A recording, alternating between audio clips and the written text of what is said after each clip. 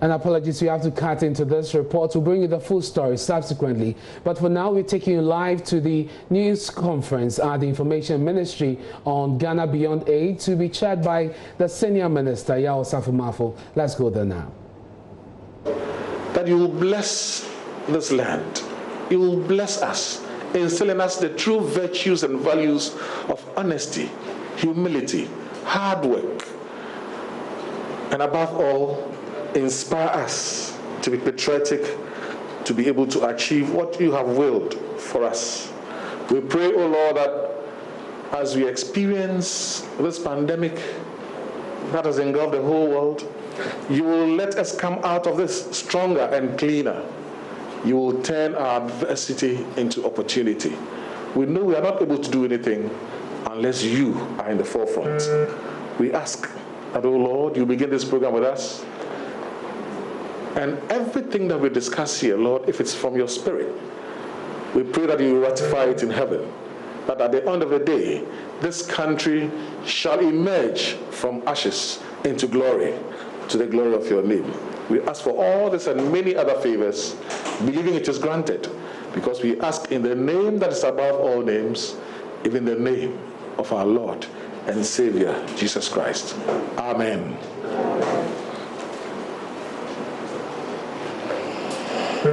We thank you very much, Reverend Kingsley Asariado. May I kindly request that if we are unable to put our phones off, may we put our phones on silent. In fact, it is advisable that we put our phones off so that they do not interfere with our transmission. The sheer number of television stations transmitting live means that we have to adhere to this advice of keeping our phones either completely shut off or on silence. We thank you very much for your understanding. Honorable Senior Minister is here. Name are here. My Lord Bishop is here. The host is also here. And as traditional protocol demands, it is important that the host at the Ministry of Information gives distinguished invited guests that welcome that they deserve. I shall invite the dynamic Minister for Information and Member of Parliament for the good people of the Ofuasi Ayirbi constituency, Kujo Oponkruma, to give us just a short welcome to his ministry. Honorable Senior Minister Ni Osumanche, Deputy Minister for Information, Your Grace, President of the AGI, Managing Director of Exim Bank, renowned economist Mr. Pianim, and President of NUCS, distinguished guests, ladies and gentlemen, good morning. And thank you all for joining us here at the Ministry of Information for this morning's virtual forum on COVID-19, focusing on one part of our 5-part strategy. Since the advent of COVID-19, we have reiterated over and over again that the government of Ghana has a 5-part strategy in responding to the pandemic. First is to limit the importation of cases into Ghana by closing Ghana's borders, and where necessary, if we have to admit persons into the borders, ensuring that they are quarantined mandatorily and tested before allowing them to join the Ghanaian population. Second is by containing communal spread, and that we have done by adding a layer to what the world is doing. The world is doing general surveillance. We are doing enhanced surveillance in addition to that, and the results are out there for all of us to see. Third is ensuring that those who test positive or those who are exposed to it are given adequate medical care. And you would observe that the mortality rate in Ghana, as compared to many other parts of the world, is one that makes us hopeful that our strategy will continue to bear fruit. Fourth is to ensure that whatever interventions we put in place do not unduly burden the socio-economic lives of Ghanaians. And you have noticed that the administration has rolled out a number of interventions to support the poor, the vulnerable, and indeed the entire Ghanaian population generally. The final pillar of the five-part strategy is to ensure that some of the elements that are required in tackling the COVID-19 pandemic, which are short in global supply, medicines, PPEs, other logistics, are produced locally.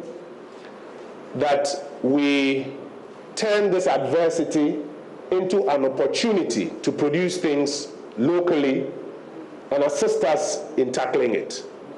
And that is because about 3 years ago, the government of Ghana rolled out a vision that it called Ghana Beyond Aid, examining how Ghana can gradually become a lot more self-sufficient in producing the things that we require.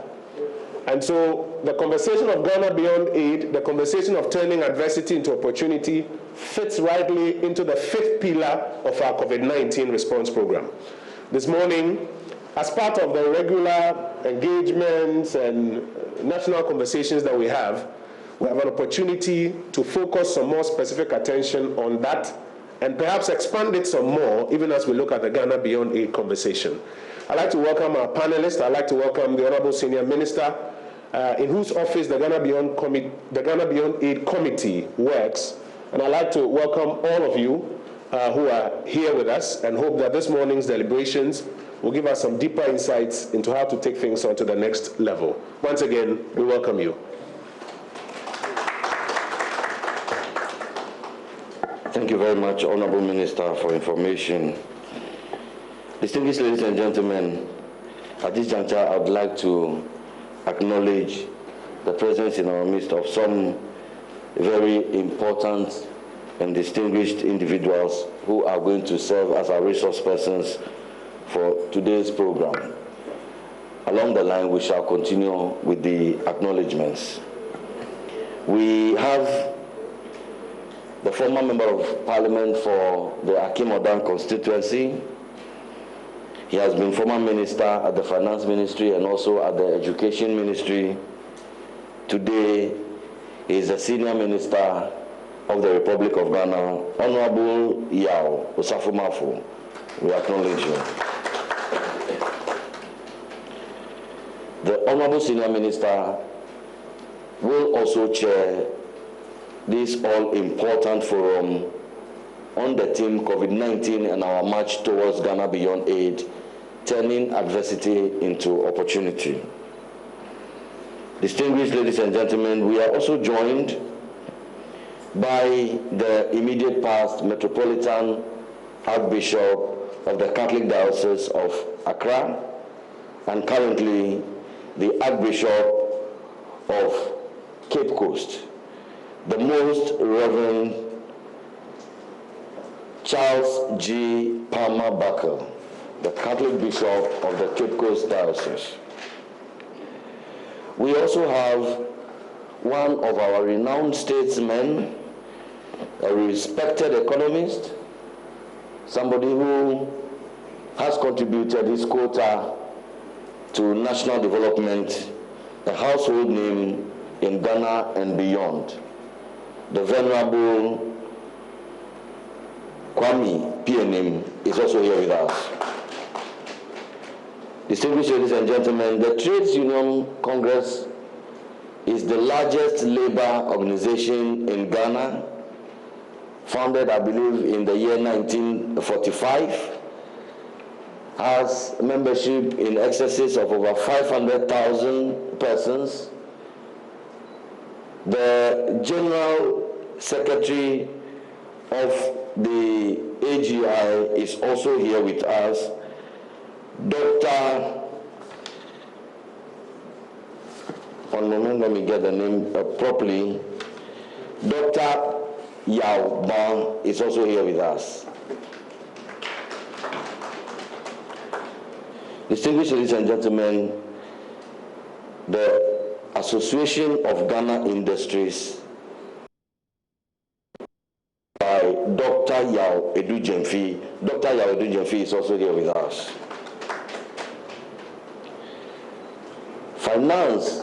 Finance is mostly at the core of all these discussions about increased productivity. Because like they say in Nigeria, bon pikin no hard, money for cocoa normally is the problem. The Chief Executive Officer of the Ghana Exim Bank is Mr. Lawrence Ajinsam. He's also here with us. The President of the Republic, Nana Addo Dankwa Akufo-Addo, has made the point severally that the youth are both the future and the present of this country. No doubt he continues to invest heavily in youth development. Speaking for the youth and the students of Ghana is the President of the National Union of Ghana Students, Mr. J. Hyde. He's also here with us. At this juncture, my singular honor and privilege to invite onto the podium the Senior Minister and Chair of Occasion, Honorable Ya Osafo-Maafo.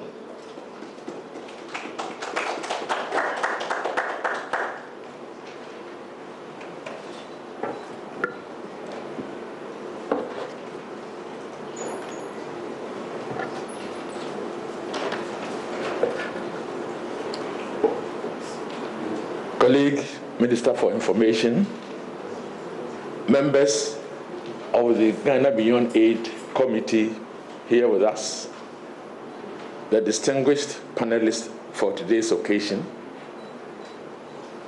My remarks will be very short. At the 61st Independence Anniversary speech of His Excellency the President of the Republic, Nana Addo Dankwa Akufo-Addo, he put forward his vision of Ghana Beyond Aid on that occasion. And I would want to quote precisely what he said on that occasion to put today's matter in context. He said, and I quote, "It is time to pursue a path to prosperity and self-respect for our nation. A Ghana Beyond Aid is a prosperous and self-confident Ghana that is in charge of her economic destiny. A transformed Ghana that is prosperous enough to be beyond needing aid, and that engages competitively with the rest of the world through trade and investment." That engages competitively with the rest of the world through trade and investment. He went further to put the Ghana Beyond Aid in context. To get to a Ghana Beyond Aid, we will have to harness effectively our own resources and deploy them creatively and efficiently for rapid economic and social transformation. This will require hard work, enterprise, creativity, and a consistent fight against corruption in public life. It will also require that we break from mentality of dependency and adopt a confident, can-do spirit, fueled by love for our dear country, Ghana. We cannot subordinate the common good to build a prosperous nation for the self-interest of a few. End of quotation. Distinguished ladies and gentlemen, COVID-19 and our march towards Ghana Beyond Aid, turning adversity into opportunity, is our topic for today. We've got the most qualified panelists to do justice to this. I will not comment further and leave them to give us their view of what it is, turning adversity into opportunity. If Ghana is to become self-sufficient, it is now. Thank you very much.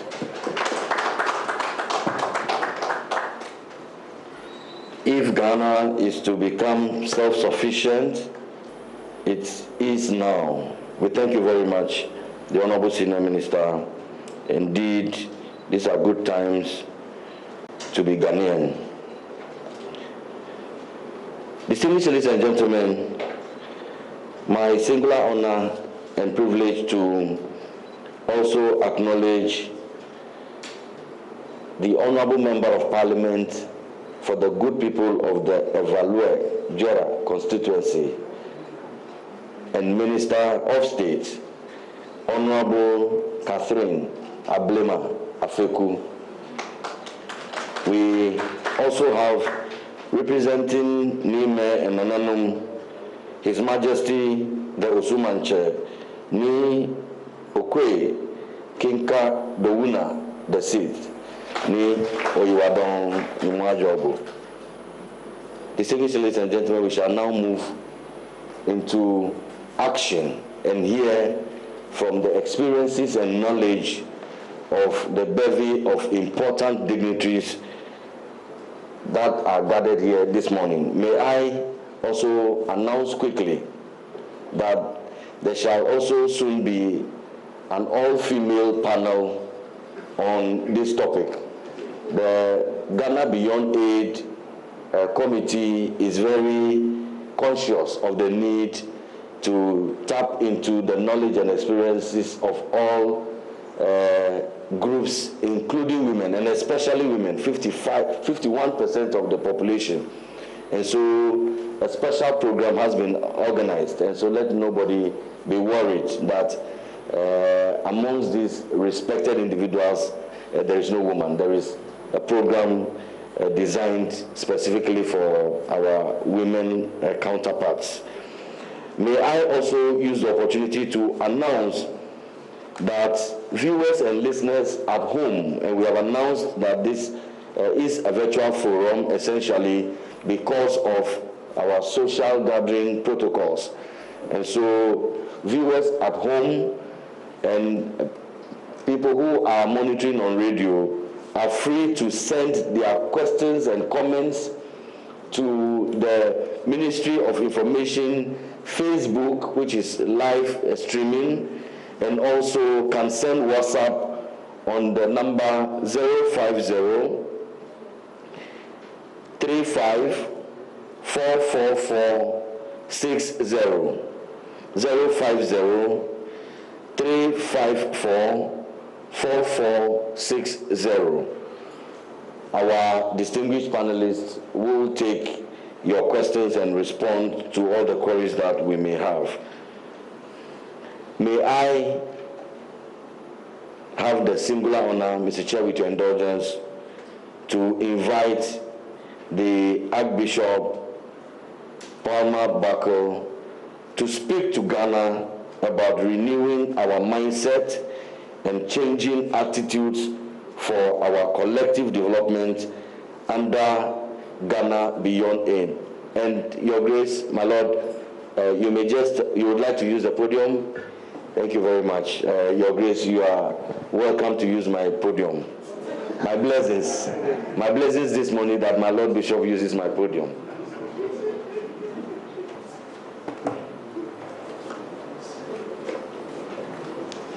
Once a teacher, always a teacher.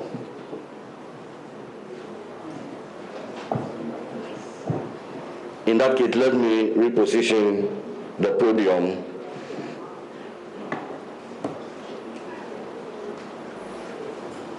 And I want to say thank you to the Senior Minister for the invitation. I would also immediately say that anything that I say here is my own personal opinion and emanating from my very personal experience. Number three, as a dyed-in-the-wool Catholic clergyman of about 43 years, in the garb, it will be difficult for me to hide my color, just like the leopard cannot hide its spots. To prepare for this paper, I requested and I received from the organizers this Ghana Beyond Aid Charter and Strategy document. And I must say that, first and foremost, it is impressive.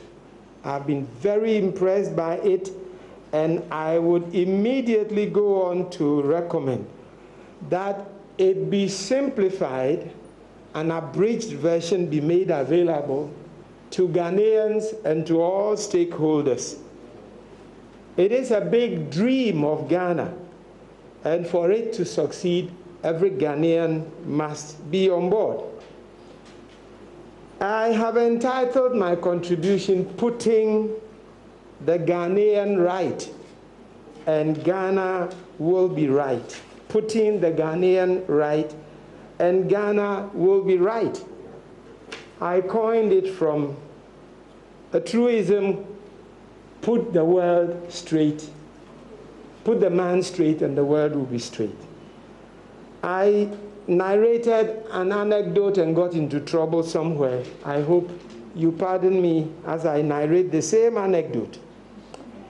It is about a Burkinabe who had a conversation with God. God was having a nap under a baobab tree, and the Burkinabe comes and says, "Dear God, you are wicked." Quite startled at this outburst, God asks, "My son, what is the matter? Why this accusation?" The Burkinabe retorts, "Why have you given us only one river, the Volta? Look at Ghana, our neighbors. They have the black, the white, the red Volta. They have the Oti River, Densu, Ankobra, Brim, Pra, Tano, name it. That is not fair, God."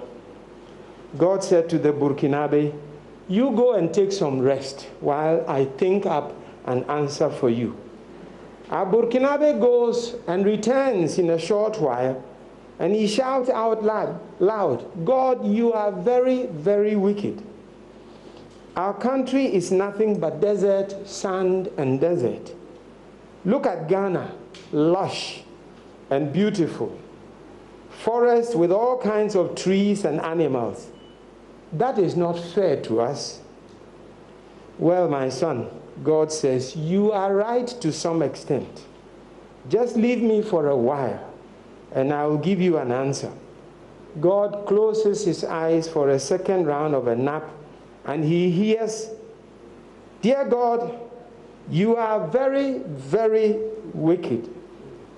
Now God answers, "My dear son, what have I again done wrong?" Our Burkinabe says, "Look at our country, Burkina Faso. The only mineral we have here is phosphate. And look at Ghana. They have diamond, gold, manganese, bauxite, clinker, and just a short while ago, they have found oil in the sea and in the Volta Basin. That is very unfair." Overwhelmed at this juncture, God replies, "Have you seen the people who live there? What do you make of them?" My dear friends, the answer supposedly given by God makes me want to emphasize the human factor as being very indispensable in the quest for Ghana Beyond Aid. The human factor. In fact, in the foreword and in the preface, both the president and the senior minister, they say that very eloquently. So I am pushing on. Let us see how to put the Ghanaian right, and Ghana will be right. I permit myself to give a few observations, all in aid of my answer, renewing our mindset and changing attitudes for our collective development under Ghana Beyond Aid. That was my topic.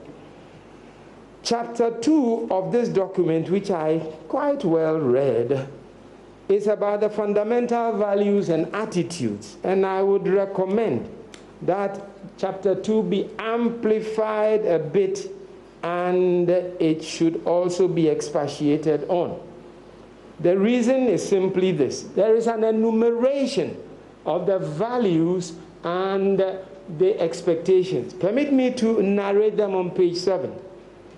Bullet points: patriotism, honesty, respect, discipline, hard work, volunteerism, self-reliance, wise and effective use of Ghana's resources, safeguarding the public purse, transparency and accountability, equal opportunities for all Ghanaians, strong support for private sector, collaboration among social partners. These are some of the values that have been enumerated. And I will go on immediately to give another recommendation, namely that the Ghana Education Service and the National Commission for Civic Education, the faith-based organizations, as well as the civil society organizations, be tasked to work out very pertinent syllabus and curricula on those fundamental values outlined here, and how they can be inculcated into every Ghanaian, from cradle to the grave.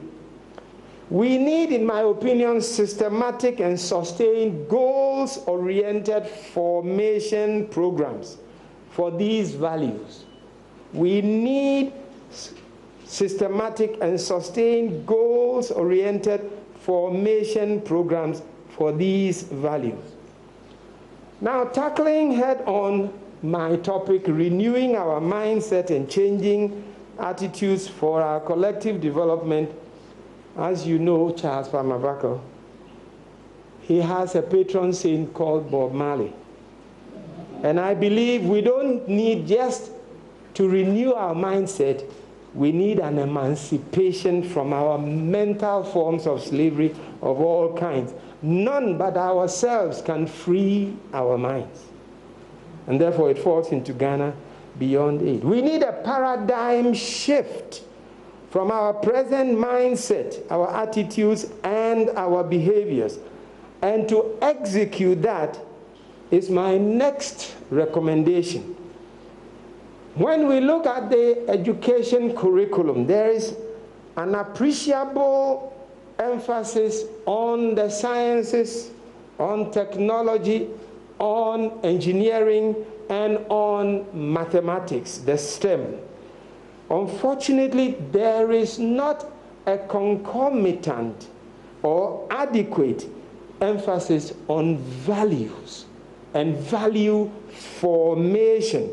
I think it is because we take it for granted.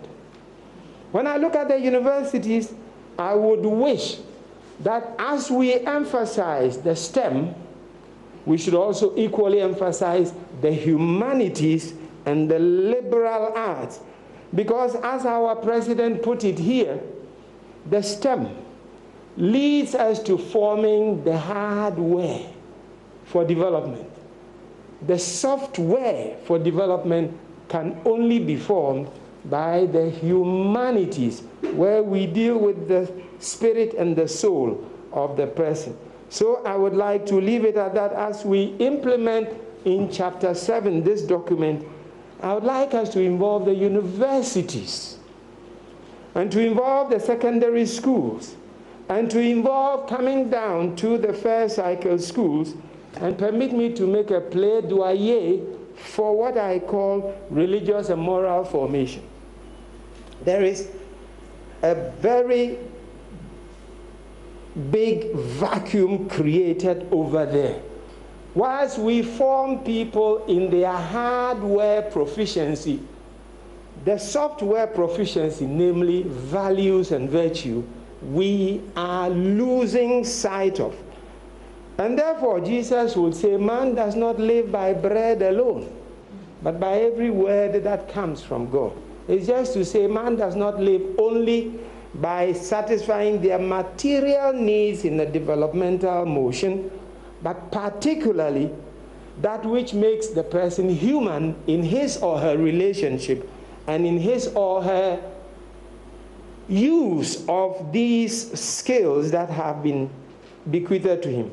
Let me now come to the last recommendation I will also give to the committee. The human and the spiritual assets that need to be enhanced should not be taken for granted that automatically Families that are supposed to inculcate in their children values of honesty, hard work, love for nation, transparency, accountability, they will do it. Nor should we take it for granted that the FBOs take it up. They don't also take it up adequately. And therefore, we need to have a systematic education for it. So the core value that I agree with in this chapter is patriotism. And I don't think I need to say anything much. We need to psych the Ghanaian very deeply to love and cherish the gift of Ghana and fellow Ghanaians. To psych. Because it is an endowment. Ghana is an endowment and a legacy that God has bequeathed to us to till it and to keep it, as the Holy Bible says. Ghana is our portion of land flowing with milk and honey. And therefore, a legacy that we should develop as stewardship and hand down to posterity. Corollary to this patriotism, I think we must develop a sense of gratitude for the gift of this country and for the gift of our fellow men and women. We seem to lack appreciation for our country and the gift of our fellow men and women. It is painful to hear people say Ghana is not worth dying for.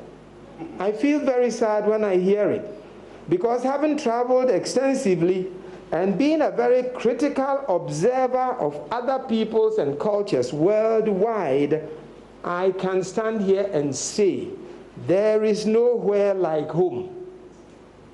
And home for you and me is Ghana, and our portion of the heritage that God has given to us. And therefore, we have to commit to it. And the commitment is, yes, science, technology, engineering, mathematics, but also character formation in order to have men and women who are worth it.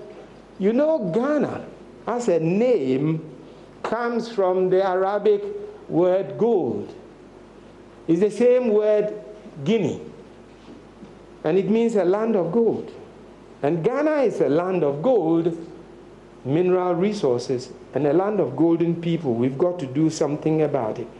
On the flip side, I want to add this other aspect of patriotism, good values, good treasures that we have.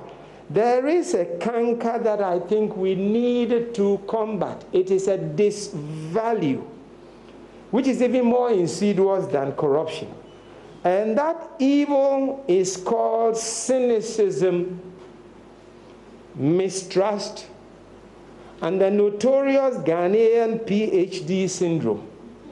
Pull him or her down. This canker for me is too deep-rooted in our present-day culture, and especially in the political arena. And it is breeding seeds of low self-esteem, breeding seeds of disaffection for our country, and disaffection for service to the nation. The worst aspect of this vice, unfortunately, is its propagation, advertently or inadvertently, by the social media, which tends to glamorize vice and advertise disvalues at the cost of values and virtues. And therefore, we need to combat disvalues head-on through specifically focused education to values and virtue, and by presenting role models who are truly icons of nobility and civility. So we need proper education to values and nobility, virtue, if Ghana is truly to become the Ghana beyond aid. Let me conclude by saying I will definitely invite my preachers, my pastors, my prophets, and prayer warriors that we need also to engage in a certain cultural exorcism of this country and spiritual deliverance of this country through prayer, fasting, repentance in atonement for God to deliver Ghana from this evil of nation wrecking and political self-destruction. However, on a brighter note, we have the symbols that embody our national values, such as the national flag, the national pledge, the national motto of freedom and justice on our coat of arms, the national anthem. I think these should be chapters of the syllabuses for inculcating in our youth and our fellow citizens values, virtues, and all that we think of. Let me say, I leave you with a 5-point gift. Let me see your fingers. How many fingers do you have? 5. For Ghana Beyond Aid Vision and Agenda, if I forget to leave you anything at all, number 1, think Ghana and thank God for Ghana every day.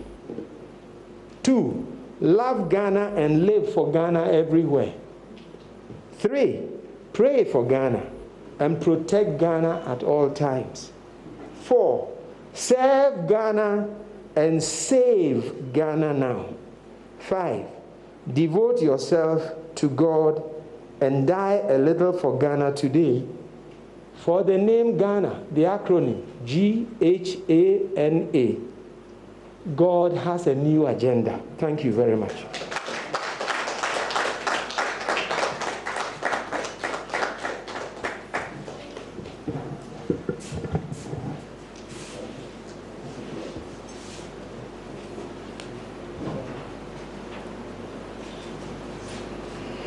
Thank you very much, the Most Reverend Charles Palmer Bako, Catholic Archbishop of the Cape Coast Diocese. Ghana, God has a new agenda for Ghana. At this juncture, distinguished ladies and gentlemen, my pleasure and honor to invite another respected statesman, respected economist, to also speak to Ghana about our overview of Ghana's economic development, history, and the role of aid.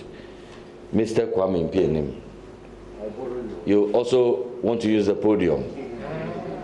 And please, yes, endeavor to also use the hand sanitizer. Okay.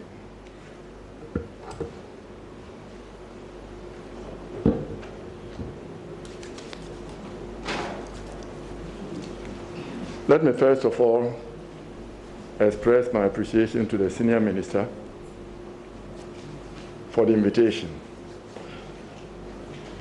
It's not easy coming after His Grace Archbishop Palmer Bako. He's such a powerful speaker. This is the best of times and also the worst of times. And whether it becomes the best of times or the worst of times depends upon how you and I move to help Ghana. My topic is the history and future of aid in Ghana's economic development. First, I'll give a broad history of economic aid in general. I ask the question, do we ever learn from history? And second, the evolution of aid from the Second World War. Thirdly, the history of development aid in Ghana, seen through my eyes as an active participant and also as a witness over the past 50 years. When I arrived in Ghana, 1970, as a bright young economist, up to date. And then conclude that the definition of insanity, doing the same thing the same way and expecting different outcomes, faced Ghana's 63 years. And then go on to say whether Ghana Beyond Aid is the cure for our economic development insanity. Then I'll take COVID-19, the lessons we can learn from it, and whether it can help us to use Ghana Beyond Aid to solve our problems and the future for Ghana's aid. And then I would like to invite you to explore the X factor or the Y factor. Why have we failed to ignite takeoff for Ghana? And that is something I want you to take. What is it? Is COVID-19 going to give us the vaccine for Ghana to change the Ghanaian for the better? On whether we learn from history, I quote Lord Acton, a British historian, and he said, the only thing we learn from history is that nobody ever learns from history. Because we think our problem is peculiar. Unfortunately, if you do not learn from history, then George Santayana, a Spanish philosopher, has a good message for you. And he says, those who do not remember the past are condemned to repeat it. That is their mistakes. And we've been repeating it for 63 years. What is the history of development? It started after the Second World War, when the Americans put together the Marshall Plan, called the European Recovery Plan program. It was for kith and kin to rebuild the infrastructure and production capacity that had been destroyed throughout the war. So the Marshall Plan started for Europe. Russia was included.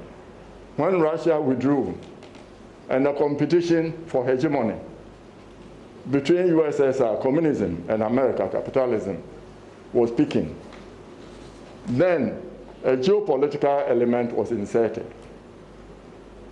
And Marshall Plan became a way of warding off, keeping communism away from Western Europe. And then you go to Southeast Asia, it went there. The so-called Asian miracle. Singapore, Taiwan, Thailand, Malaysia. The development there, the miracle was ignited by American aid. And it was mainly for geopolitical considerations, to keep USSR and its ally China from spreading communism there. The roads there were built. We are being asked to build our own roads, the infrastructure. Then the US opened its market to these countries. They could import everything. And then because development there was anchored around Japan, a fast-growing area, the American foreign direct investment also went there to benefit from this wealth that was happening. And the US security cover gave them peace to develop. So that is Southeast Asia. When it came to Africa, they started giving us aid, cash. Then they say, oh, Africa is not like Europe. They don't have the technical skills.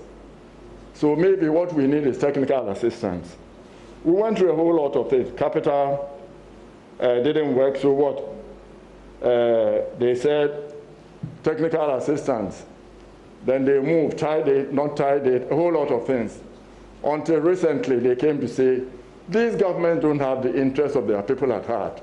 Then they started funneling the monies through civil society organizations and NGOs. And now they said, okay, now foreign direct investment, because they come with management, skills, and access to markets and capital. So that's the way to develop your countries. And if you fall, IMF and the World Bank have your back. That's what we have in Africa. We didn't have the geopolitical injection of American aid to develop our infrastructure.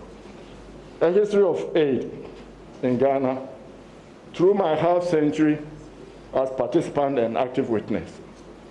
When I arrived at the Ministry of Finance, and we were the ones who moved the Ministry of Finance from the post office area to its current position. As a young man, 1970, there was a bevy of consultants and advisors, Harvard Group, Ford Foundation, acting as line officers. J.H. Mensah then started to build local capacity, and that's when they started the so-called J.H. Mensah boys. Alasa Shiaba was brought from Bank of Ghana.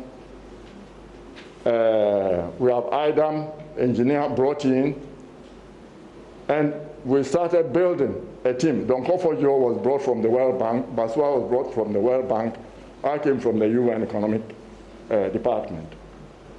And that's how we started. And we shifted the advisors away from online to become advisors. The Prime Minister Buzia had his own economic advisor, Babu Niculescu. And I sometimes used to say wickedly that he was the dumbest European I've ever met.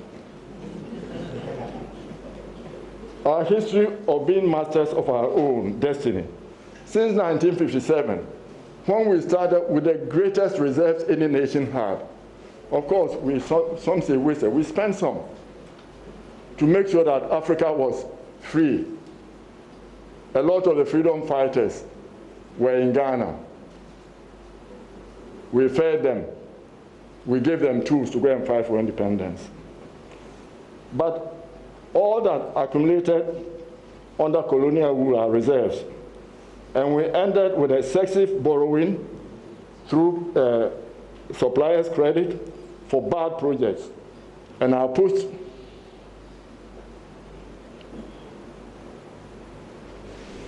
past has been replete with over expenditure, over borrowing, and like a drunk through the revolving door of the IMF, we go to Alcoholics Anonymous with no desire to get his act together. We have been in and out of IMF programs. IMF relations suggest we do not learn from our past. We went to the IMF after 1966, overthrow of the First Republic, for fiscal balance and balance of payment support and debt reduction. 1970, we're back there. Then followed the period of nationalism with Yentria on the Champon, and then Rawlins JJ, I call it JJ1, where they went to Libya, Russia, and Cuba with Afro-Moses, thinking they would get money. They didn't. And then they went back with the IMF with a vengeance. With Rawlins, the second time, I don't call him JJ, I call him Rawlins. With Economic Recovery Program, ERP, Structural Adjustment Program didn't work. From 1984 to 2020 June, Ghana has, over the 37 years, has had only 11 years that we did not have a transaction with the IMF due to mismanagement of our finances, or we need balance of payment support, or been hit by exogenous factors such as COVID-19. We were among the first in 2020 to take our begging bowl for the COVID-19 related request for disbursement under the Rapid Credit Facility. Is Ghana Beyond Aid a cure for economic development insanity? Insanity is defined as doing the same thing and expecting different results. It fixed our behavior and our acts over the past 63 years.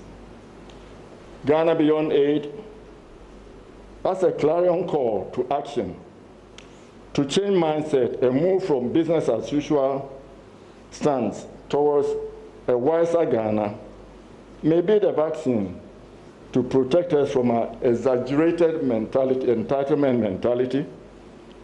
And I believe, as a childish belief in a Father Christmas, to pay our bills, support our import addictions, and periodically come to wipe off our debts.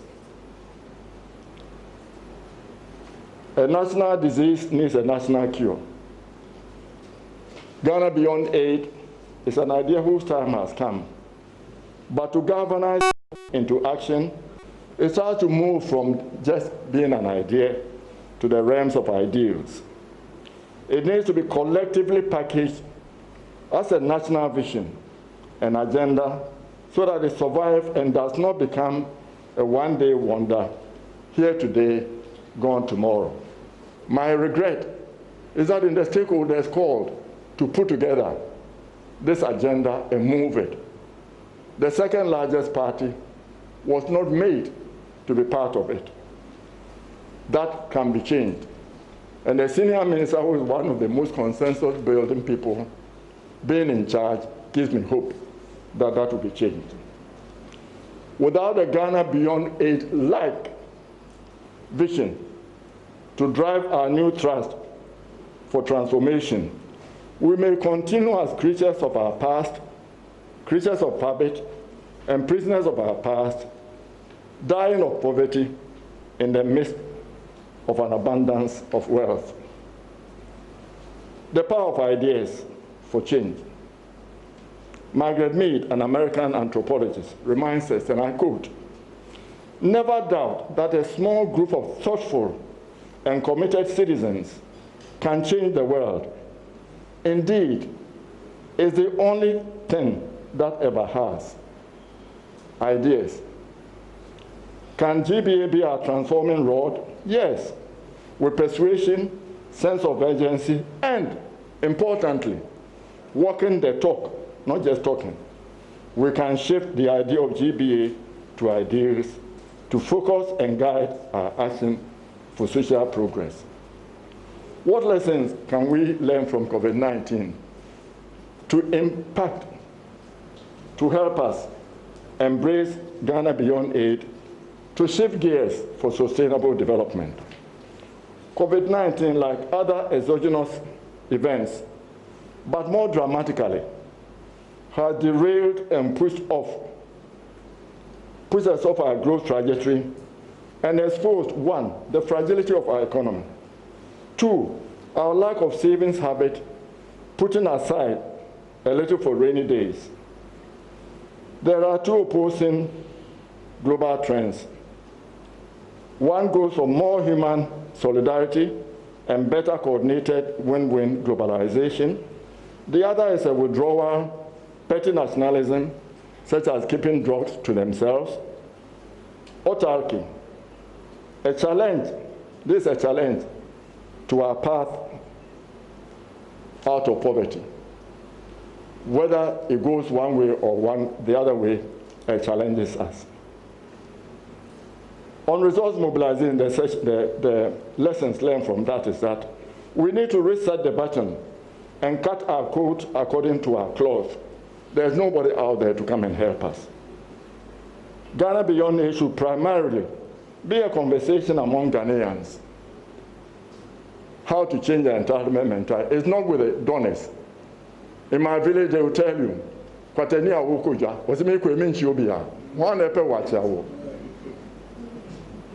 so it's not the leper who is going to the market. I'm not going to greet anybody. Nobody's dying to greet you. Nobody wants to give us aid. So it's a conversation among us as Ghanaians. How do we make sure that the monies we raise here look first after our health, law and order, and developing our human capital? The three. Excess, put a little bit aside for rainy days, and the excess for building our infrastructure. Time for counter-cyclical budgeting for our key revenues. You set oil price at 35, whatever is excess, put it aside for rainy days. Gold price, put it, cocoa, put it. So cyclical budgeting, we should move back to that. To grow rapidly, smoothly, and sustainably, we need to join the global supply chain and attract foreign direct investment. All this require a liberal international environment. But for a small country of 30 million, we cannot develop ourselves internally. So we need to look to the ECOWAS market of 400 million, to the African market of 1.2, 1.3 billion consumers. Our businesses have to think and act regional, African, and then global, which means we have to be competitive in all aspects. The future of development aid in Ghana and post-COVID-19. Our GDP is supposed has increased over the past decade by 35%. Not because we transform agriculture to close the gap of 40% below average yields, not because we set up new industries, but because we rebased our GDP. Rebasing our GDP makes us a low middle income country. We don't qualify for aid, we don't qualify for grants. And then our revenue as a percent of GDP becomes small. And so we are not collecting enough. But our debt GDP ratio is reasonable. We need to be able to move away and increase GDP by 30%, to grow at 9%. For every 3 of investment, you get 1 output. And to get this to grow at 9%, and to say it's largely coming from the private sector, we need to move to make sure that the private sector is alive and working, both Ghanaian and outside. But I say to do it, it's difficult, but not impossible. It can be done. Let me explain difficult but not impossible. When my children were young, we were in the Brew Gardens, and this guy kept bothering us, selling us plants. So my son, who was then 7 years old, said, my friend, can we get any tree we want? He said, yes. Then my son looked at the onyine tree. Can we have that? And the man said, it's difficult, but not impossible. So we can do it. It's difficult, but not impossible. A goal for Ghana Beyond AIDS says we are not going to use foreign borrowings, or that all our borrowings will be used for infrastructure and production expansion. This is to be applauded, and we hope we'll walk the talk. Using aid, Eurobonds, for recurrent outlays, paying interest on debt, and paying our salaries, is what we in the NPP defined during the running time as bankruptcy. We should move away from doing that, and I applaud that.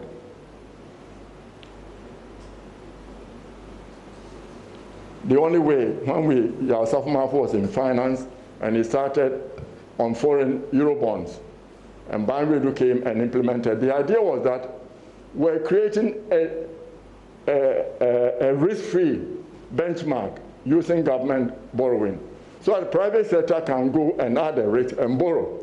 This is the only way we can reduce interest in Ghana, when it becomes possible for the private sector to borrow from there. I have a chapter called Firing on All Cylinders. To grow at 39%, we have to fire on all cylinders, not just one.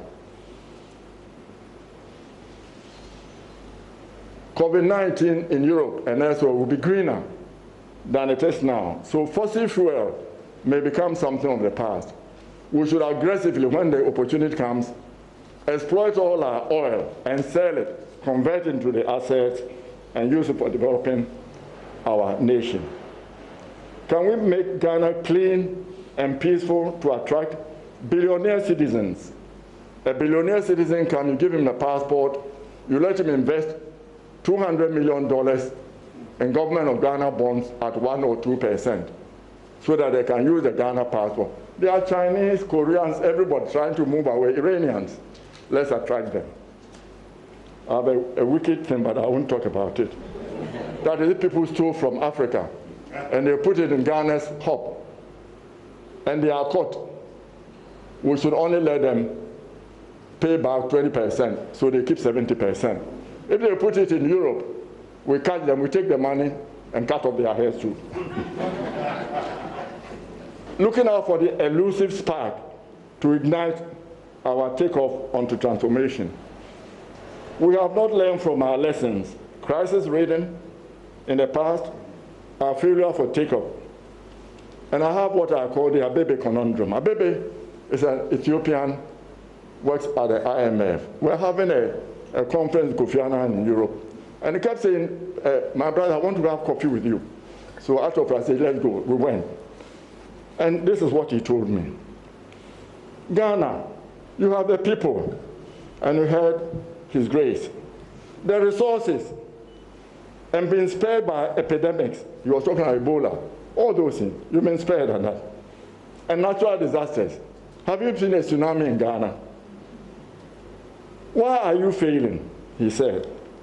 You demoralize us in the rest of Africa. You are our star.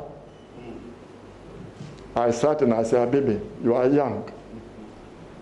I'm old. My brain is not as sharp as yours. When you find the answer, please call me. That's what I want you to think about. Where is the spark? Where and what is the ignition spark that has eluded us? The president urged us to be participants and not spectator citizens in politics. Maybe the time has come to shift from benefit mentality to development responsive and participation citizens. When there's a flaw, why do we say, where is the government? Where is communalism? Where is volunteerism? Why don't we do the work that has been done by our people? Transformation is not about getting a few big things done.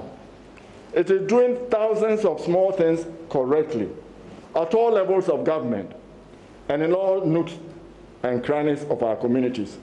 It is not looking up to Jubilee House for manna, but letting 1,000 flowers bloom from robust, empowered, and development-focused local government authorities. The spark can then ignite our whole nation and light our path to take off. In conclusion, the quiet space afforded by COVID-19 is a masking of our fragility, provides a unique opportunity for introspection and reflection on our efforts at economic takeoff, and for resetting the button for realizing our great national potential. It is important that all spheres of endeavor, that we all endeavor to work to forge national consensus to focus on improving living standards. Our past history does not give much room for hope, but united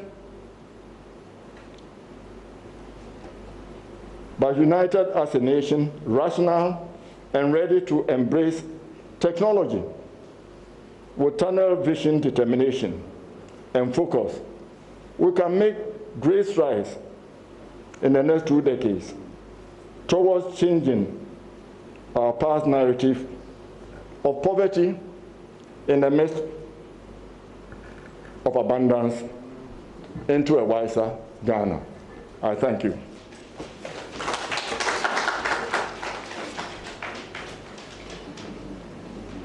Thank you very much, Mr. Kwame Mpiani.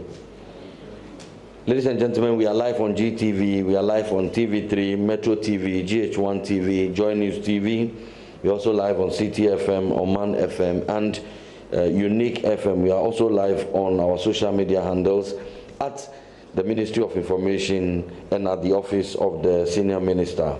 Distinguished ladies and gentlemen, we have heard the need for a discussion, thorough one, on our value systems. We have also heard a historic overview of Ghana's aid trajectory.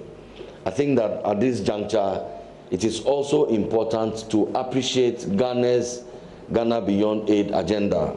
And who else than a member of the Ghana Beyond Aid Committee and also the leader of the largest labor organization in Ghana. The Secretary General of the Trade Unions Congress is Dr. Yauba, and he shall give us a quick overview into the Ghana Beyond Aid. Doctor.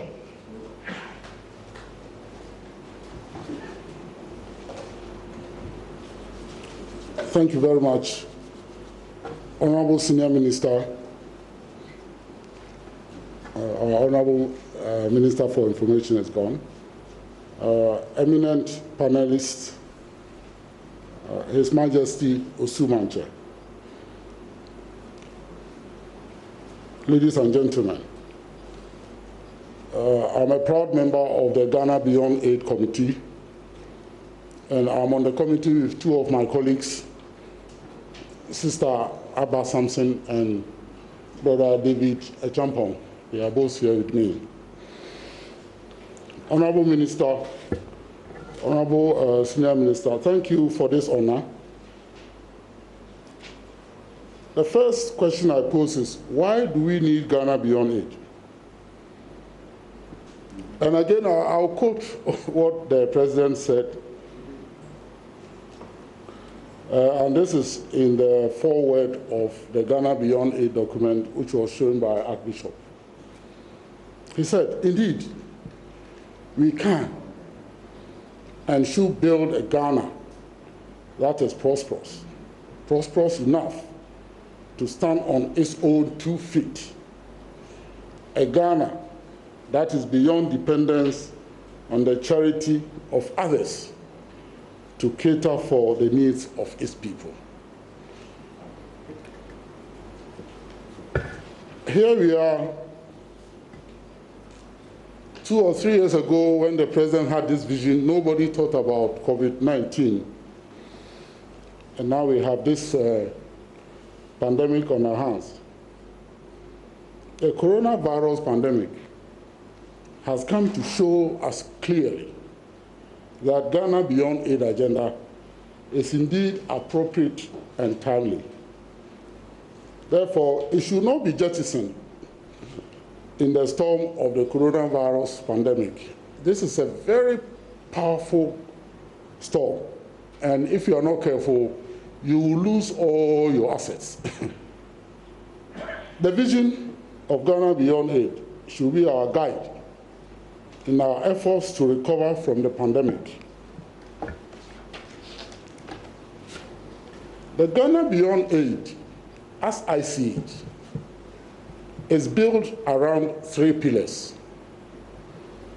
The first pillar is self-reliance, and that is what Archbishop spoke about, and Mr. Pianin added. So if Mr. Pianin was saying that speaking after Archbishop was difficult, then you can imagine my situation. So speaking after Archbishop and Mr. Pianin, self-reliance is the first pillar around which the Ghana Beyond Aid agenda is built.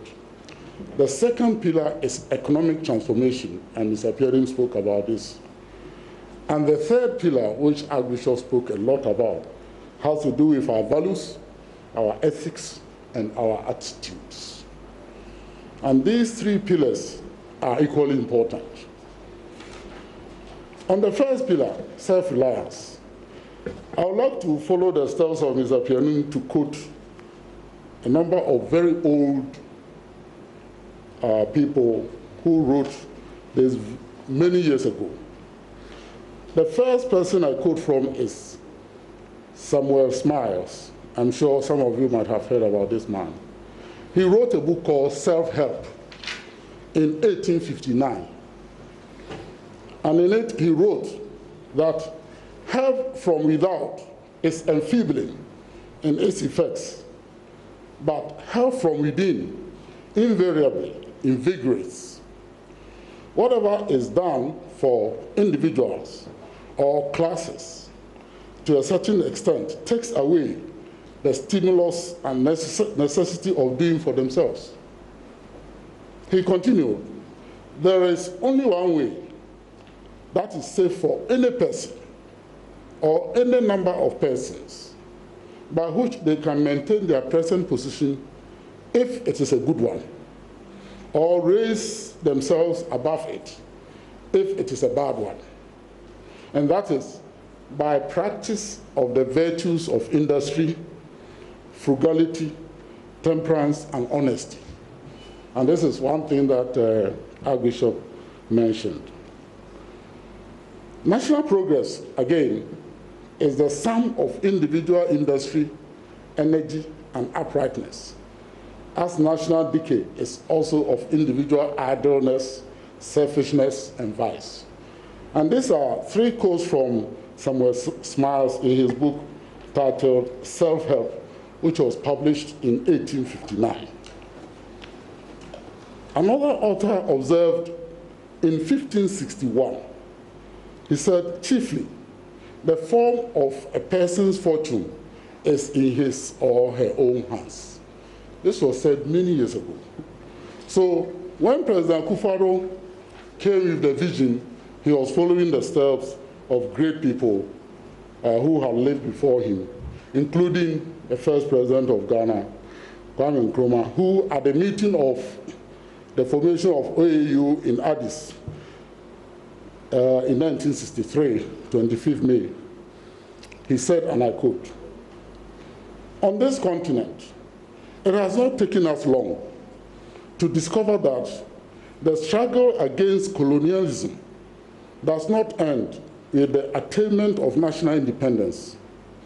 Independence is only the prelude to a more involved struggle for the right to conduct our own economic and social affairs, to construct our society according to our aspirations, unhampered by crushing and humiliating neo-colonialist controls and interference." And this is from our own Dr. Kwame Nkrumah. I now move to the second pillar, which is economic transformation under the Ghana Beyond Aid agenda. What is economic transformation? And Mr. Pierre touched on this.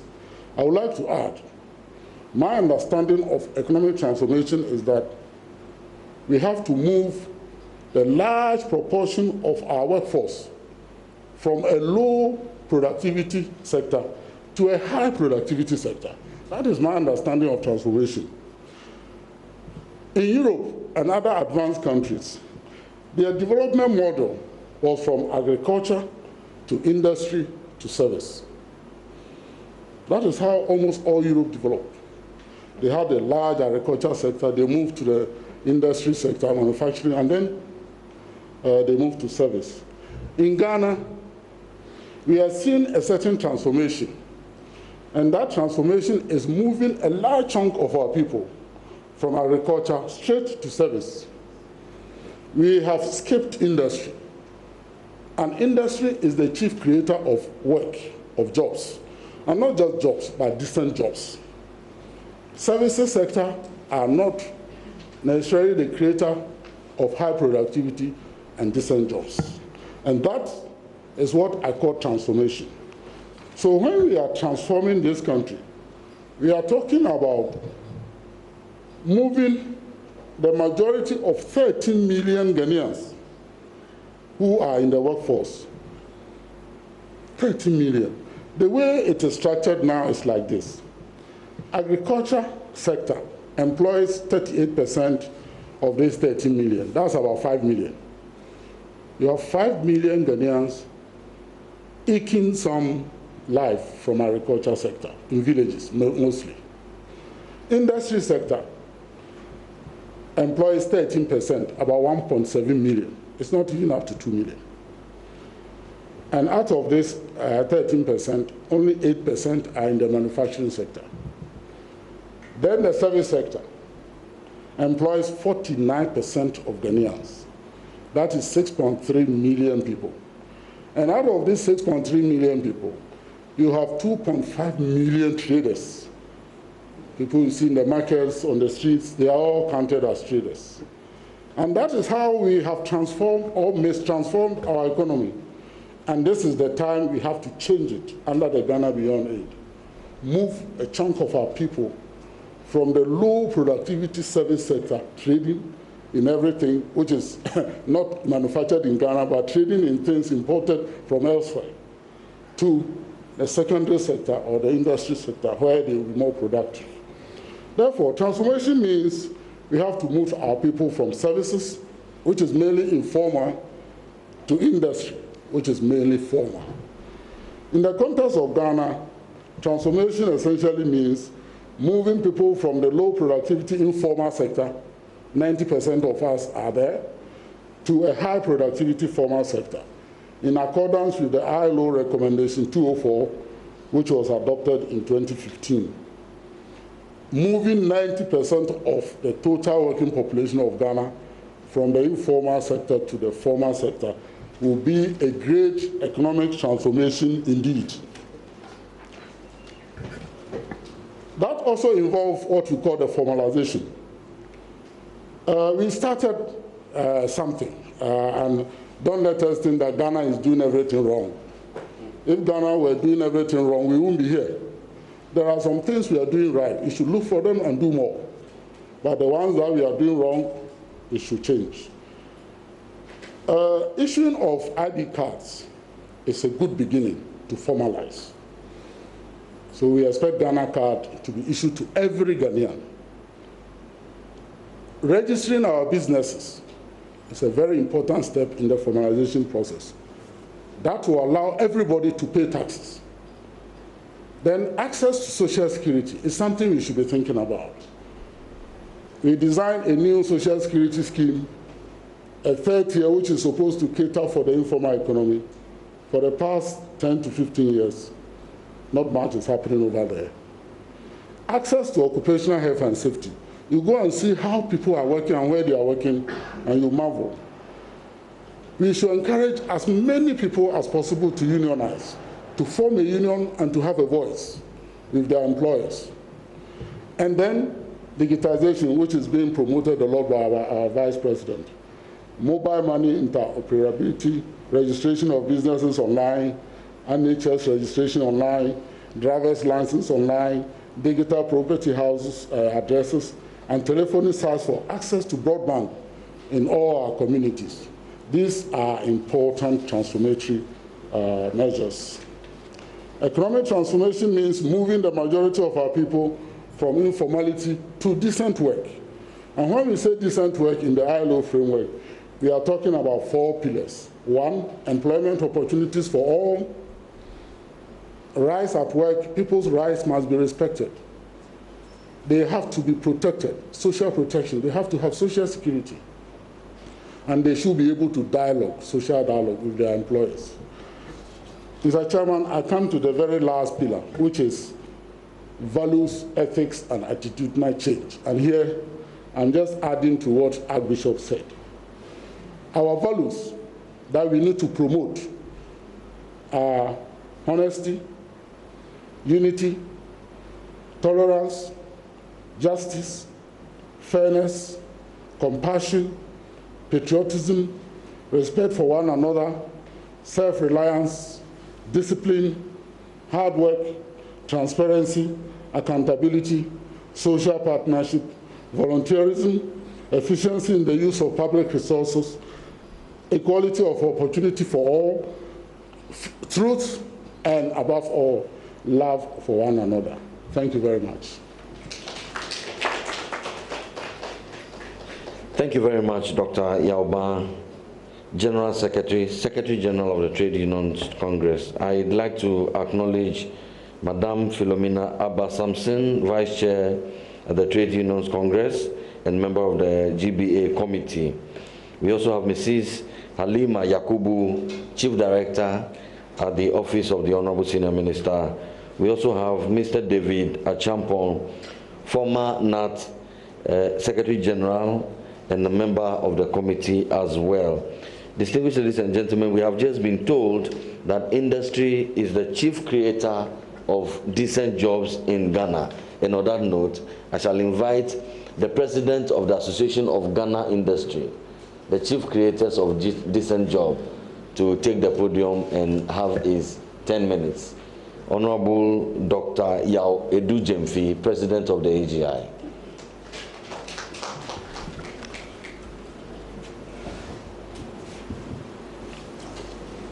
Thank you very much, Chairman and Honorable Minister, Senior Minister Yao Safo-Mafo, my colleague panelists, ladies and gentlemen.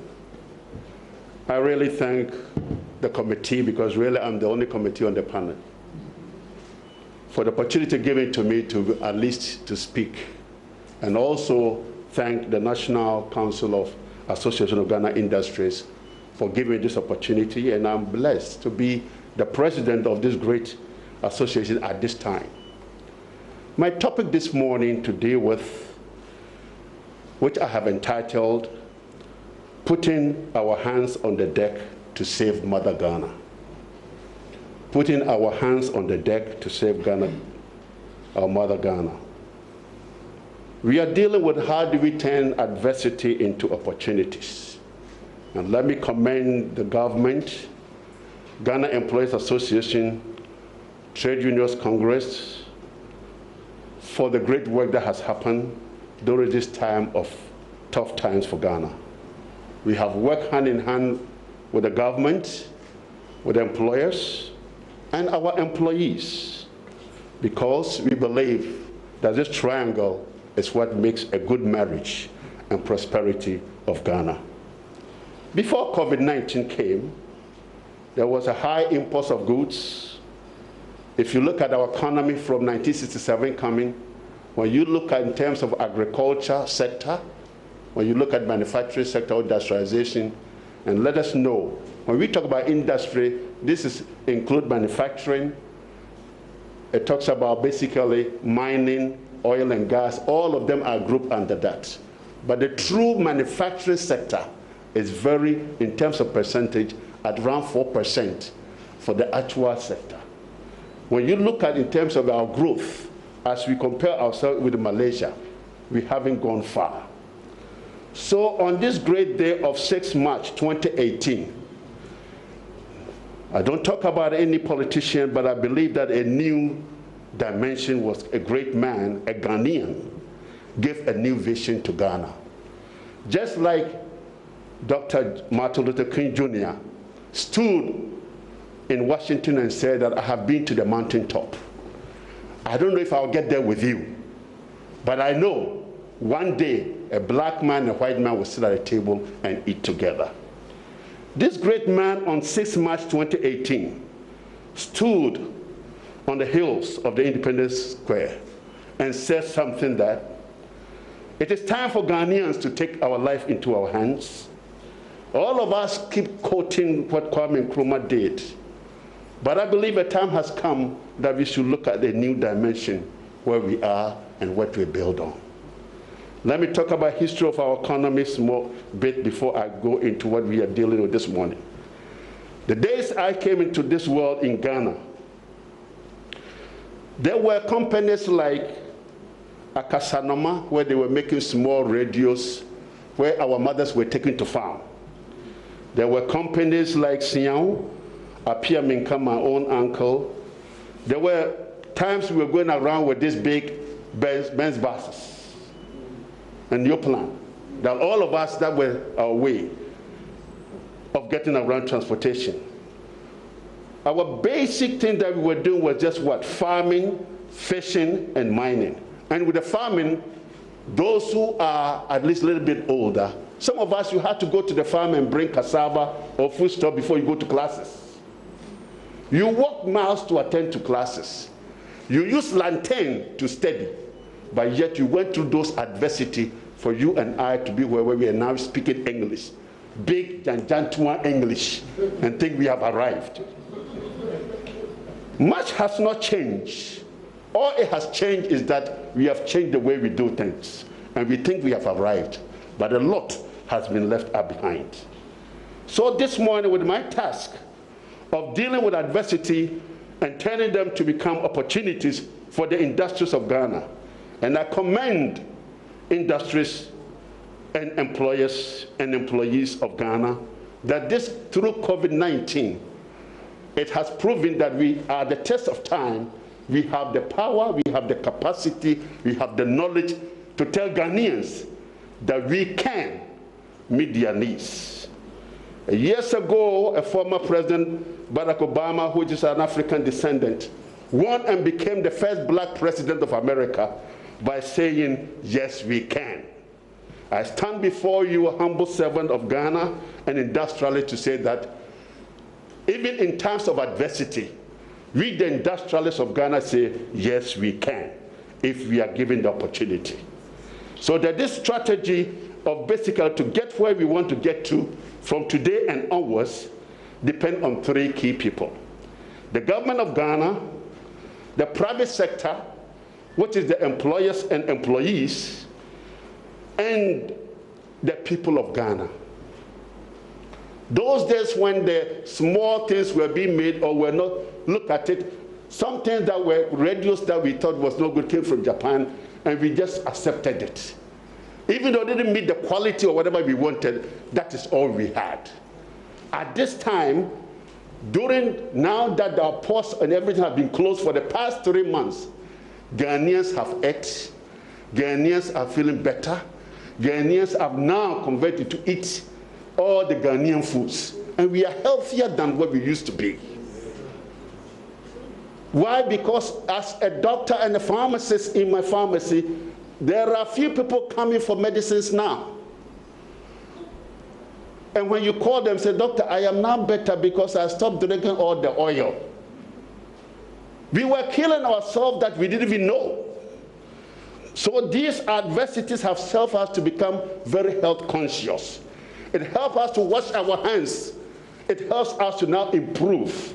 Now what we need to do as a people, how do we build our industries? And to now, our strategy is basically government to make policies that will favor the industrial sector of Ghana. What is good for goose is good for the gander.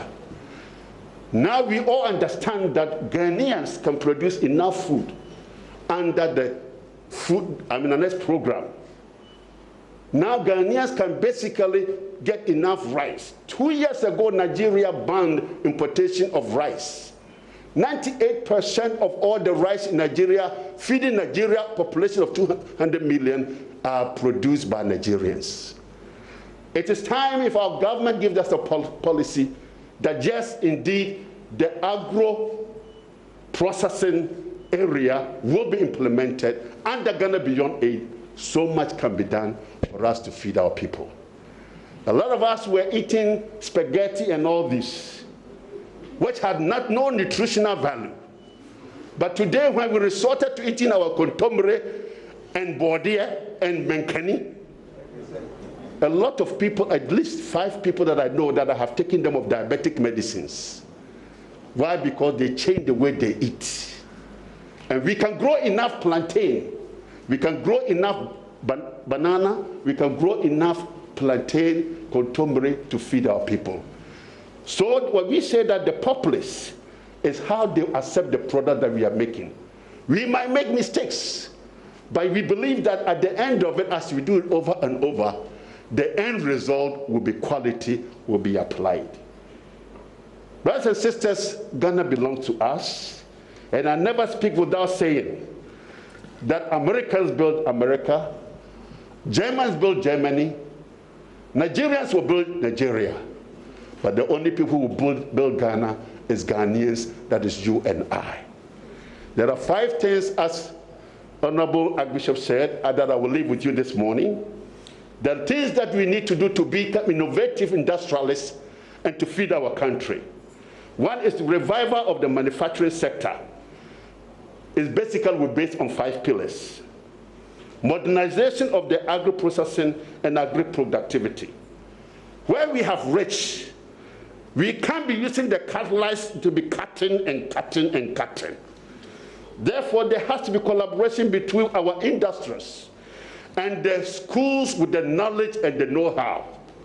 The Kwame Nkrumah School of Engineering and Mechanics need to come together with us and build tractors and build things that we need to improve our agricultural sector. Added value to our minerals, which is the extractive industry. I heard my senior minister, my uncle, saying all the time that it is important that, yes, we add value to our gold, our bauxite, and even if we can't do it, then we must well keep it in the ground. Because as they take it, how much do we get from it? For years that gold has been taken out of this country, how much have you get out of it?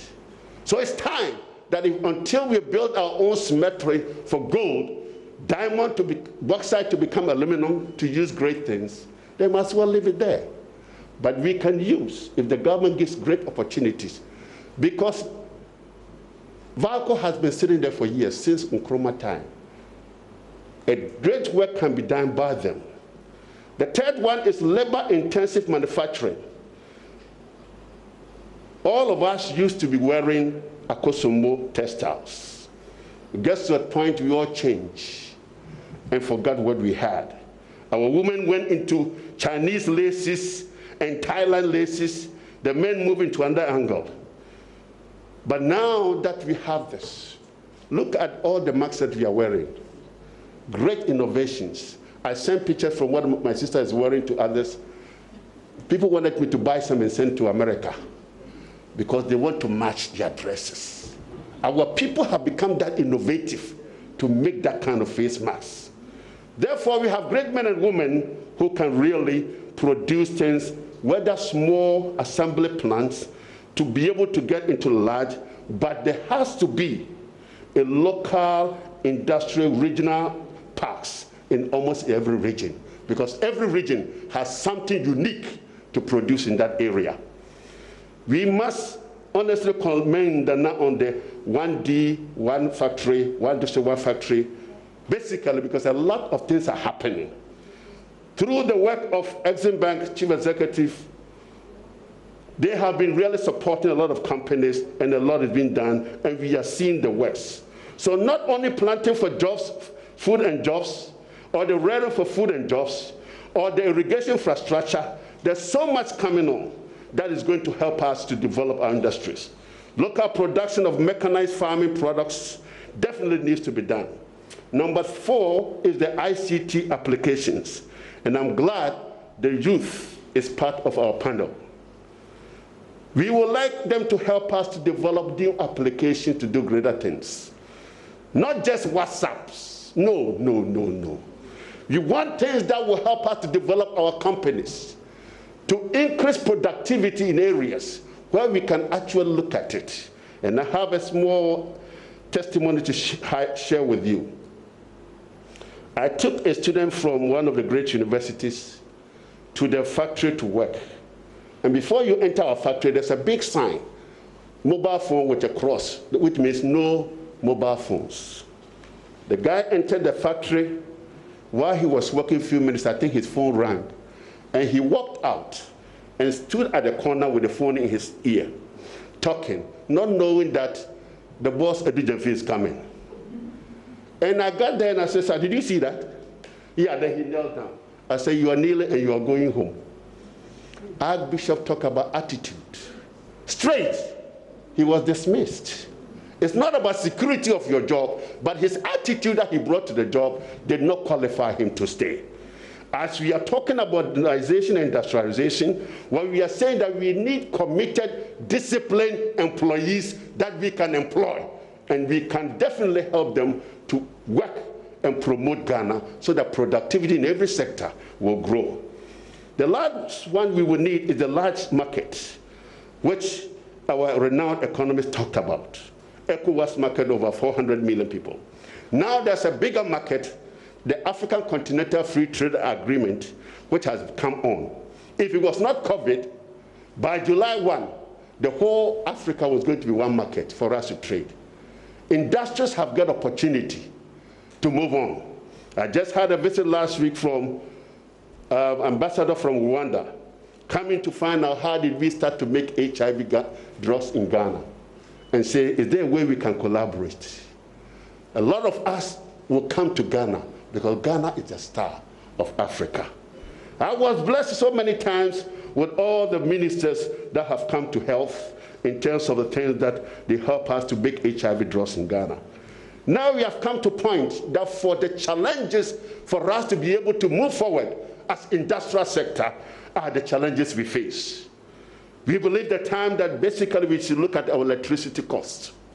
If electricity costs comes down and we are able to become competitive in what we make, therefore the cost of our products compared to the others will be better, and we will do large economies of scale to supply Africa.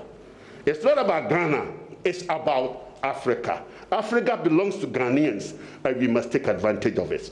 We need to get into research and development because a very little money is put in that area. TVET is doing a great job, but they need the support. I talk about ICT as most times you see the Vice President, Mr. Excellency Dr. Baumia, inaugurating and launching a lot of programs in the ICT sector. It's not just only that. We need to move the ICT into the industrialization. So throughout this road that we are going, we are walking like Moses, to go through the Red Sea. And the Red Sea is our COVID-19. And before we come out of the tunnel, there's a rainbow at the tunnel.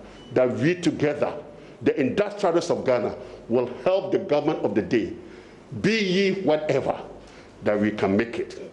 The great book says that I sowed the seed and Apollo watered, but the increase comes from the Heavenly Father. We all know that without him, we can't do anything. I believe that the industrialists of Ghana are ready to take the battle, to make Ghana Beyond Aid become a reality, an opportunist, great thing for all Ghanaians. Thank you very much.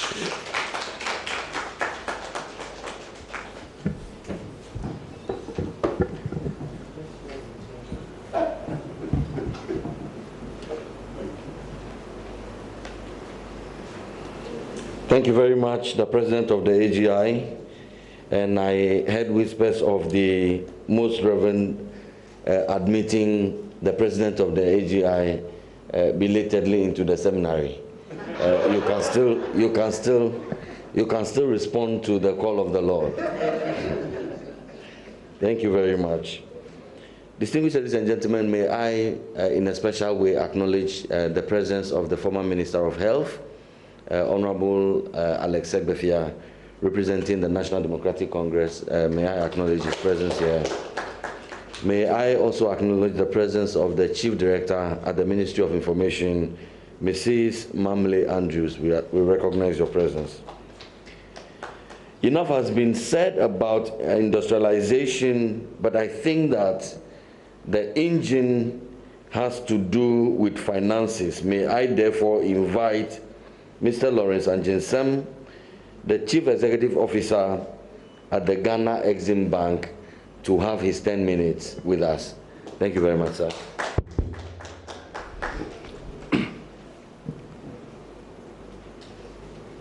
Good morning, Senior Minister, panel members, the Deputy Minister of Information.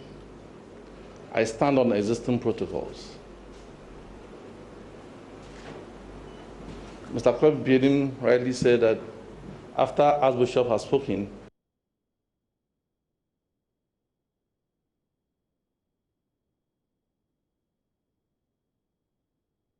four very powerful presenters.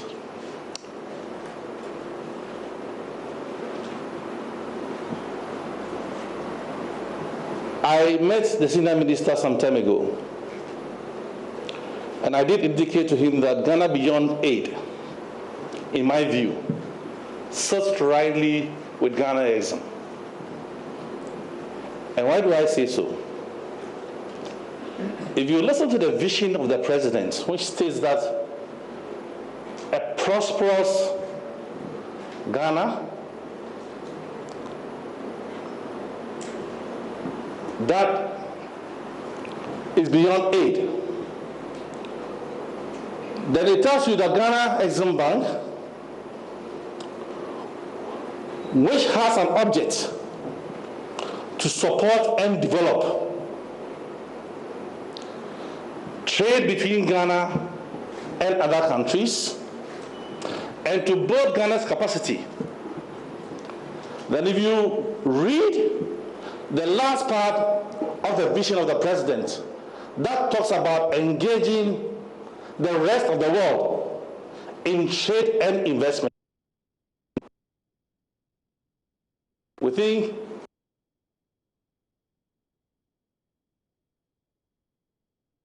the Ghana Beyond Aid mantra. Now, when Mr. Kwame Biedim was speaking, in narrating the economic history, and he talked about the Marshall Plan, and then went into Asia, I must add that in 1960, Ghana's GDP was higher than Malaysia. Ours was 182, Malaysia was 152, and that of Korea was 283. As we speak today, our GDP, after rebasing, is about 2002, and that of Malaysia is around 11,000. So when we were appointed in 2017 in Exim Bank, what then we decided to do is to look at the economic history and the strategies that have been adopted by Singapore, by Korea, and see how we'll be able to implement our Exim Bank. All across it, between Singapore, Korea, and Malaysia, there were two striking strategies that they adopted. One was import substitution industrialization strategy, and the second one was export industrialization strategy. In the case of Malaysia, it was a combination of an import substitution industrialization strategy and that of an export industrialization strategy. Following from that, in 2017, we in Exim Bank decided to adopt the Malaysian strategy, which to make sure that we combine, because if you look at the history of this country, successive governments have always promulgated the need for us to become an export-led economy. However, we have failed to become an export-led economy, moving away from the gorgeous-based economy, moving away from the raw material that we've always been dependent upon. And therefore, if you want to be able to have a Ghana beyond aid, there needs to be a deliberate strategy to solve the problems of this country. And that's what we undertook. So, after having looked at Malaysia, they also looked at their education. And I hear the Archbishop talking about attitude, the mindset. It has to start from our curricula, from education. For being able to understand that we need to move away from the westernization of our taste and our food. And for us to be able to buy made in Ghana goods. And as the doctor said, that it is even more healthier. And that can also reduce our import bill. So we in Ghana Exim Bank then decided to have a 10-focus area. Looking through, we were wondering, how do you push your goods and services as an export in terms of enhancing your trade? In terms of reducing your import bill? We soon realized that pharmaceutical industry was far ahead. For which reason, we have invested almost over $60 million in the pharmaceutical space as we speak, between 2017 and 2020. And that's why Mr. Edu Jemfiu was applauding Exim Bank. In relation to COVID-19 and the march forward and Ghana Beyond Aid, as we sit here, we never heard any one pharmaceutical company complaining. This is due to the strategic investment that Ghana Exim did between 2017 up until now. And that is why, within a matter of a week or two, when the president invited the pharmaceutical companies at the Jubilee House, within 1 week, there was sanitizers in this country. That was strategic investment of financing. Again, we selected garment. We realized from Asia, India, China were just producing garments, and we import and even import second-hand produce to this country. Ladies and gentlemen, garment is one industry that can create employment for our teeming youths. It is the only industry that you must have the machines and the people to be able to turn around. And it takes only 2 weeks to 4 weeks to even train people to cut. We made an investment of about 21 million into the garment industry. And today, as we speak, under COVID-19, we are happy as a government and in Exim that all PPEs are being provided locally by companies that are supported by Ghana Exim Bank as part of our strategic investment. So when COVID-19 happened, again, we did not see it as an adversity. We saw it as a deliberate strategy to make strategic investment in certain lead industries or productive industries, as was done in Malaysia, as was done in Singapore. And just to probably digress a bit to my colleague who was talking about we moving from agriculture to service and not going through industry. Again, the literature has it that Singapore relies on services as a form of an export. So it depends on your competitive advantage and what lead industry that you want to push. And that is why, for me, Ghana Beyond Aid, it should not be too broad, and that's what we did in Exim Bank. We realized that we have lots of resources to use. You just have to apply your resources to the lead sectors that can give you quick results. And in doing that, Ghana Beyond Aid should come out with either a 10-point or 20-point priority areas. And that priority areas must be formed in government and must cascade down and must be taught across board. Again, I want to take this opportunity to challenge the faith-based organizations. When the president spoke about Ghana Beyond Aid, he did not stop there. He gave another implementing agency or an implementation to say that to get to Ghana Beyond Aid or to make sure Ghana Beyond Aid becomes a reality, we should have one district, one factory. Because the senior minister talked about harnessing the resources of the country. So it is not just a rhetoric, but to make sure that we implement it. And here I invite the faith-based organizations to be able to use some of their monies in supporting the one district, one factory. Why did I say so? I cannot go back to the new plan and the cars that were.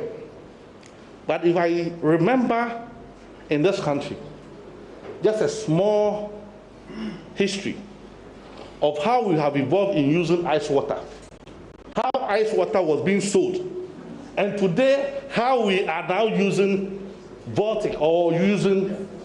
We used to have ice water that our ladies or our mummies would be carried, and then with different cups. Today, all of us here, if you were to see any bottled water, that means either your uncle or somebody has come from abroad. Today, we are happy that we don't even import any bottled water. That is the challenge that Ghana Beyond Aid is throwing to us. That is the challenge I am throwing to you. And it's a challenge that the faith-based organizations, I remember, took over quite seriously. That almost every church, charismatic or whatever, were having water processing centers all over their places. Why are we not tackling the one district, one factory? Why are we not supporting the one district, one factory that can create the employment, that can harness the resources of this country? As we speak in the Ghana Exim Bank, we have done almost 106 one district, one factory across board. And I challenge anybody to say that it is not true. We have done in shea butter, 4 processing centers in shea butter. Out of the 15 pharmaceutical companies, we have financed 9 out of them to be able to achieve GMP compliance. We've done poultry, again, as an import substitution. We import 90% of poultry to this country. It's shameful. As a Ghanaian, and it's not healthy. And we complain that it's more expensive than the local one. And very soon we'll be waging that war. That is why we need to be self-reliant. And in becoming self-reliant, let's go back to our old selves. How many of us, we all come from village and farming communities. How many of us sitting around here have invested even 1,000, 2,000 into our farming with our mothers? How many? Yet we buy phones, iPhones, Samsung, 9,000. I challenge all of you, in this farming season, whether maize or cassava, put back a little savings into farming. With that, on the lockdown that happened in this country, again, people were complaining, why are you lifting it? Were you considering how our buffer, in terms of the food, how it was going to sustain us for the next 2 to 3 months? What has been your contribution in producing? When this lockdown happened, and we're able to not to import, and all the borders were closed, again, that should be the game changer. That should tell us that we need to go back to the drawing board. We need to de-emphasize our taste for Western goods. And as the lady said, if America did not learn anything, they import arms from China, they import everything, almost 90%. And when it happened, they are now going back. I think Ghana can do better, and we should do better in the face of this COVID. On that note, I just want to tell you that on our part, even on the pharmaceutical space, we have even done backward integration. You know, now sanitizer is all over the place. Who is bringing the alcohol? We import even ethanol. But Ghana Exim Bank has financed seed multiplication of cassava, the high quality one. Now we have over 100,000 acres of seed multiplication that we want to give to people to go and plant. That will help us to be able to have enough in the country so that we don't import ethanol. On this note, I think Ghana Beyond Aid is a reality, and One Nation, One Factory is a game changer, and that across board, my plea, as I visited the garment industry, is also for our ministers to believe in the ability of the Ghanaian to be able to can award contracts. And I'm happy to know that the Ministry of Health is now giving more contracts. And I asked the Ministry of Education to also do the same, not only on PPEs, but also on even the school uniforms. With that, I'm happy also to announce that out of those small orders that were given to them, 2 of the customers that we have financed have repaid their loans. So you see, it is in our own interest to make sure that the sustainability of our banks for our customers to pay our loan rests in this room and in this country. On that note, thank you very much.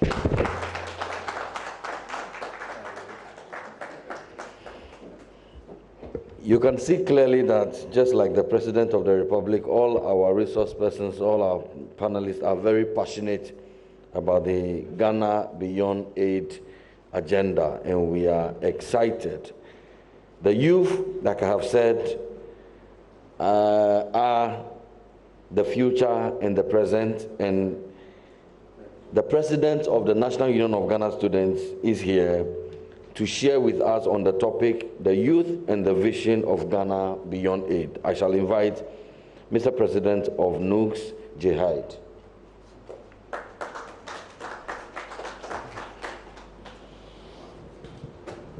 Thank you very much.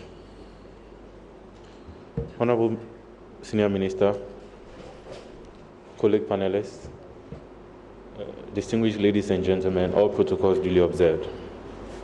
I wish to thank the Most High God for giving us this opportunity to be here in the midst of this COVID pandemic.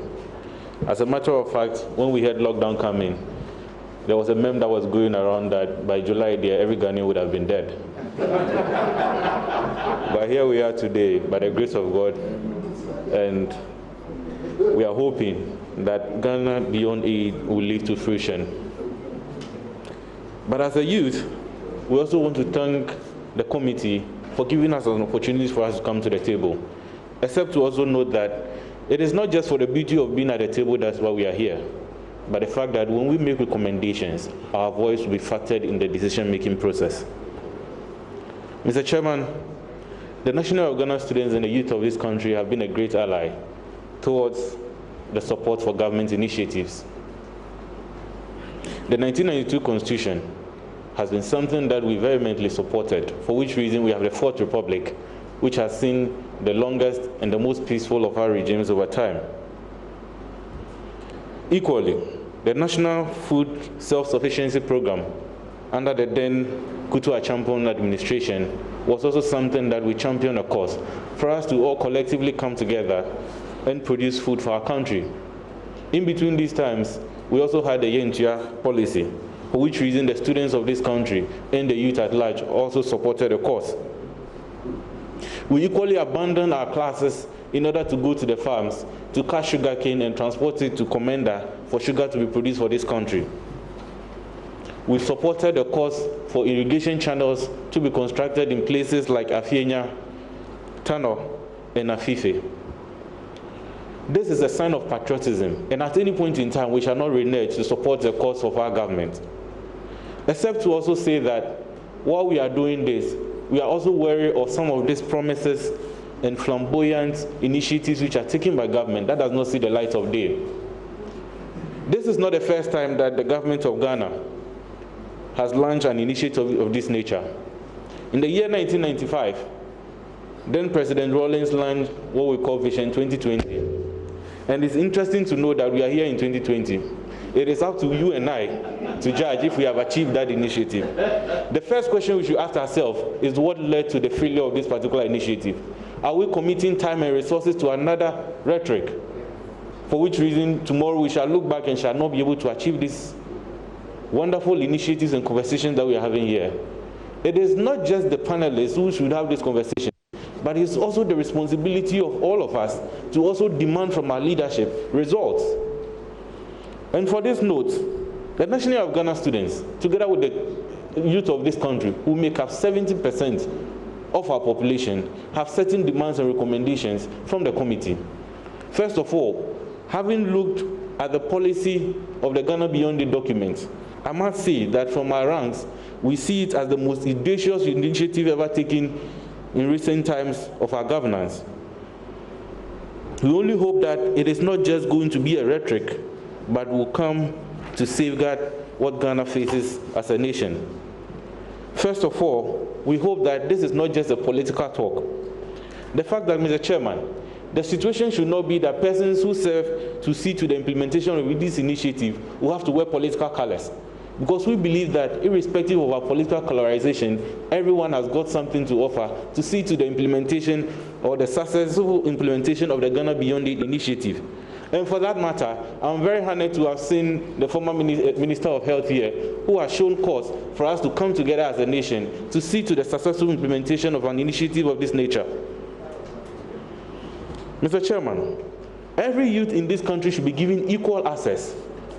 Quite recently, what is happening across the world has got to do with the situation in the United States about racism. We have our own fair share of racism in this country. Tribalism and nepotism overrides meritocracy in this country. So that as I stand here, if I finish my education, what is the guarantee that per my expertise and skill sets, I shall get the opportunity to contribute my quota to this country? In the year 1978, after the issue of Yentia policy and the Operation Feed Yourself, the students of this country called for the National Service Scheme. On this note, today we are here, all of us having served in a certain capacity to contribute to our country. But what we ask ourselves, when it comes to the decision-making process, when it comes to giving opportunities to people, if I, Isaac J. Niamate Hyde, if I don't know anybody, if my uncle is not a politician, I cannot rise to the occasion. If that gentleman called Kabunati, who despite his age from GIJ, having emerged as the student journalist of the year, cannot dream of becoming the CEO or the head of the GBC because he doesn't have political father. That is the question that we have ourselves. Does that mean we cannot contribute our quota to the success of this country because we do not belong to a certain political party? Does that mean that my government has to be in power before I'm able to contribute my quota? I think the